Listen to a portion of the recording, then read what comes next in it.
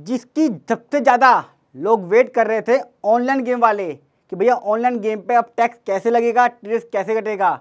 Net winning जो budget में video आई थी मैंने बनाई थी, अब सरकार ने सर्कुलर नंबर 5/2023 किस तारीख का 22 तारीख का निकाल दिया है। और मैंने तो दोस्तों 4 महीने पहले ही बता दिया था कि ऑनलाइन गेम वाले पे टैक्स कैसे लगेगा, नेट विनिंग पे ही टैक्स देना है, और ये बाद में आया है। जितने भी पिछले साल के इनकम टैक्स के नोटिस आए थे मैंने सब में यही रिप्लाई दिया, वो माने नहीं, लेकिन बाद में उन्हें मेरी बात माननी पड़ी जब बजट में भी आ गई। आज की वीडियो बड़ी इंपॉर्टेंट है, आखिर तो देखिएगा कि किस तरह कैलकुलेशन है, आपका टीडीएस कट कैसे रहा है, 30% टैक्स लगाना किस पर है और किस किस ऑनलाइन गेम पर है, और भी कुछ पॉइंट है इंपॉर्टेंट। ड्रीम 11 हो, रमी कल्चर हो, कोई भी ऑनलाइन गेम हो, उसके ऊपर टीडीएस और टैक्स जो है 30% कटेगा। नेट विनिंग पहले क्या होता था, किसी ने 49 लाख रुपए लगा दिए पूरे साल में, मान लेता हूँ मैं, और वो जीता 50 लाख या 51 लाख या 48 लाख मान लेता हूँ मैं, तो यहाँ तो उसको लॉस हो गया 1 लाख का। यहाँ पे लॉस होने पे सरकार कहती थी आपने 48 लाख जीते हैं, इस 48 लाख पे हमें 30% दो, और यहाँ जीते थे 49 लाख लगाए थे, 50 लाख जीते, 1 लाख का फायदा हुआ। तो बेचारा वो कहता था 1 लाख तो आया है, सरकार कह रही ना 50 लाख पे 30% दो। मैं पहला आदमी था इंडिया में जिसने कहा नहीं नेट विनिंग पे बनेगा, वीडियो पे अपलोड करी थी, और वही बात सरकार ने बोल दी। मुझे लग रहा है सरकार मेरी वीडियो देखती है शायद, कोई बात नहीं। अब सरकार ने क्या निकाला रूल वो समझ लीजिए, बड़ा इंपॉर्टेंट है कि आप अपने लेजर से किस तरह से कैलकुलेशन करेंगे वो देख लीजिए। फॉर्मूला आया नेट विनिंग का A+D फिर ब्रैकेट बंद -B+C। सरकार भी अजीब है, नेट विनिंग मतलब वो ये खर्चा माइनस करना है, लेकिन नया फॉर्मूला बना दिया। अब A क्या है, B क्या है, C क्या है, D क्या बता देता हूँ।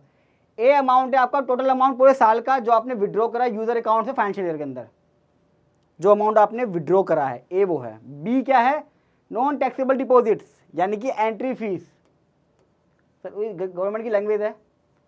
ए समझ में आ गया, जो पैसा आप निकालते हो वीडियो गेम से, अपने निकालने का मतलब है अपने वॉलेट से अपने बैंक अकाउंट में निकालते हो।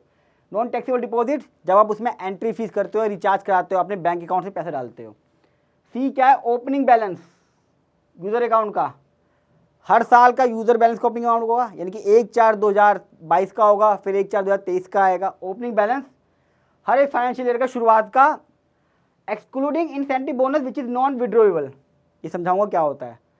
ओपनिंग बैलेंस मान लो किसी का अगर 10,000 रुपये है, तो हो सकता है उसको ज्वाइनिंग बोनस मिला हो, रेफरल पॉइंट मिले हो, जो वो विड्रॉ नहीं कर सकता अपने बैंक अकाउंट में, वो माइनस हो जाएगा। मैंने कैलकुलेशन बनाई पूरी, दिखाऊंगा अभी। D closing balance at the end of the financial year, ये बिगिनिंग का है, शुरुआत का, ये 1/4 का होगा हर साल का, 1/4 का, और ये होगा 31 मार्च का। इसमें भी क्या नहीं लेना है, बोनस जो नॉन विड्रॉएबल है। सरकार कहती है जिसे आप विड्रॉ नहीं कर सकते हो, हम आपकी इनकम नहीं मान रहे, थोड़ा सा अच्छा स्टेप है। ये वो चार्ट है दोस्तों जो मैंने बनाया है, जिसके अंदर 1/4/2023 को ओपनिंग बैलेंस मैं मान के चल रहा हूँ कि नील है, कोई नहीं है, हो सकता है आपका पिछले बार का हो, तो वो सी में आ जाएगा, यानी कि opening balance without non refundable. फिर आदमी ने 1/4/23 को ऐड करे 5,000, तो वो मेरा बन जाएगा B part, amount deposit by user non taxable, यानी 5,000 जमा कराएं वो नॉन टैक्सेबल है। साथ में मुझे जमा करते ही 1,000 रुपये का नॉन विड्रॉएबल बोनस भी मिल गया, इसे मैं अपने अकाउंट में विड्रॉ नहीं कर सकता, तो मेरा बैलेंस हो गया 6,000 रुपये। मैं गेम खेला, 12,000 गेम में जीत गया, मेरा बैलेंस हो गया 6,000 + 12 18,000। लॉस हुआ, गेम फिर खेला, मेरा बैलेंस लेजर में रह गया 9,500 रुपये। फिर मुझे 1,500 का बोनस मिला जो कि विड्रॉएबल था, यानी कि मैं इसे विड्रॉ कर सकता था, मेरा बैलेंस हो गया 11,000 रुपये का। मैंने अमाउंट विड्रॉ कर लिया 6,500, जो कि मेरा ए पार्ट है, amount withdraw by SSC during the financial year. ये इकट्ठा है, हो सकता है आपका कई बार हो, आपको टोटल करना पड़ेगा, आपके जो बैंक स्टेटमेंट है उससे पता चल जाएगा, अमाउंट विड्रॉ जब आपने जमा कराया ये भी बैंक स्टेटमेंट से पता चल जाएगा। साथ में 2,000 फिर जीते आप, आपका बैलेंस रह गया 6,500। अब निकलेगा कैसे, A+D माइनस में B+C ब्रैकेट में बंद। मेरा ए क्या है यहाँ पे, ए मेरा है ये रहा अमाउंट विड्रॉल, हो सकता है 5-6 बार हो आपका, 5-6 बार का टोटल कर लेना, यहाँ आ गया। प्लस में डी होता है balance outstanding end of the financial year excluding non withdrawable, यानी कि सरकार मानती है 6,500 आप विड्रॉ कर सकते हो या नहीं। मैं कह रहा हूँ जी 1,000 रुपये तो विड्रॉ कर ही सकता मैं, तो सरकार ने कहा ठीक है जी आप 1,000 विड्रॉ नहीं कर सकते, तो आपका ये 5500 रुपये विड्रॉ कर सकता है। इसको ऐड कर लीजिए, माइनस कर दीजिए 5000 जो आपने ऐड करा है, क्योंकि ये तो मेरा अपना पैसा था, मैंने टैक्स पे करा होगा, कहीं से लोन लिया होगा, ये टैक्सेबल तो नहीं है। 5000 माइनस कर दिया, प्लस में ओपनिंग वाला, ओपनिंग जीरो था, जीरो। मेरी वैल्यू आ गई 6500 प्लस 5500, 6 5 12000, 12 मेरे साथ गए, 7000 का मेरा नेट विनिंग आ गया। ये रहा नेट विनिंग। 30% टैक्स लगा 2100 रुपये। तो बैलेंस जो मेरे अकाउंट में आएगा, जो टीडीएस काटेगी कंपनी आपकी, वो होगी 4900 रुपये। अब बड़ा इंटरेस्टिंग चीज़ दिखाता हूँ आपको मैं, ये तो घुमा फिरा के बनाया है। अगर आप देखें आपकी टोटल विनिंग है 15500। कैसे? 12 ये, 1.5 ये और 2000 ये, 12, 13, 13.5, 14, 15,500 की आपकी टोटल विनिंग है। और लॉस की बात करूँ तो 8500 का लॉस है आपका।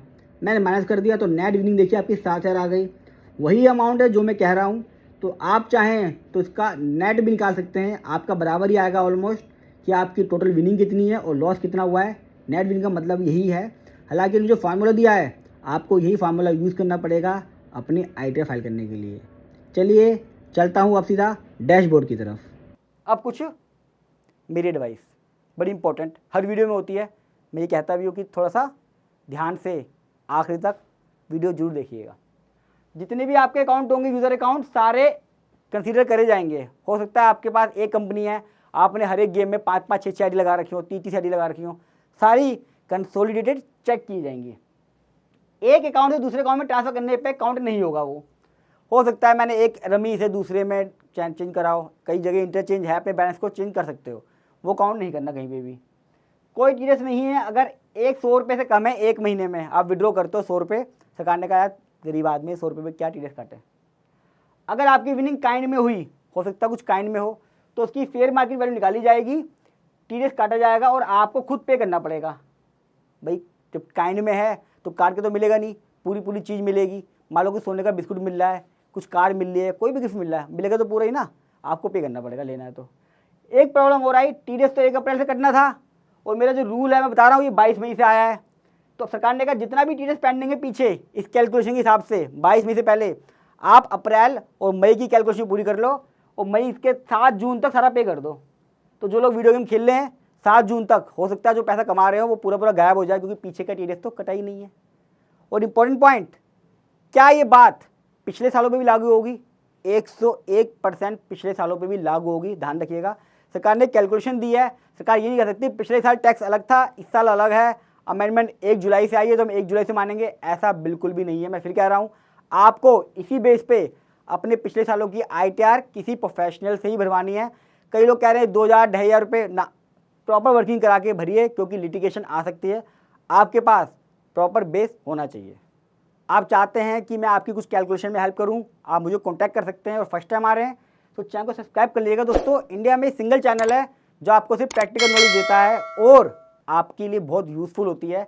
तो जितना हो सके इसे अपने सर्कल में जरूर शेयर कीजिएगा। ऑनलाइन गेम इंडिया में आजकल हर यूथ खेल रहा है, ना वो ITR भरता है, ना वो ध्यान देता है कि मुझे टैक्स भरना है कि नहीं भरना है, टीडीएस कट गया है 26 ईयर्स में, आ रहा है नहीं आ रहा, कोई मतलब नहीं है। बहुत बड़ी लिटिगेशन में आ जाते हैं जो लोग ऑनलाइन गेम खेल रहे हैं। और सरकार ने पिछले साल सभी पे ऑलमोस्ट इनकम टैक्स की नोटिस भेज चुकी है कि आप हमें ग्रॉस विनिंग के ऊपर टैक्स पे करो। आप चाहते हैं मैं किसी टॉपिक की वीडियो बनाऊं, आप कमेंट बॉक्स में लिख दीजिएगा। और वीडियो कैसी लगी ये जरूर बताइएगा, क्योंकि आपके अच्छे कमेंट मुझे इस तरह की प्रैक्टिकल वीडियो अपलोड करने पे मजबूर कर देते हैं, चाहे मैं कितना ही बिजी हूँ। जल्द मिलूंगा एक और वीडियो में, तब तक नमस्कार।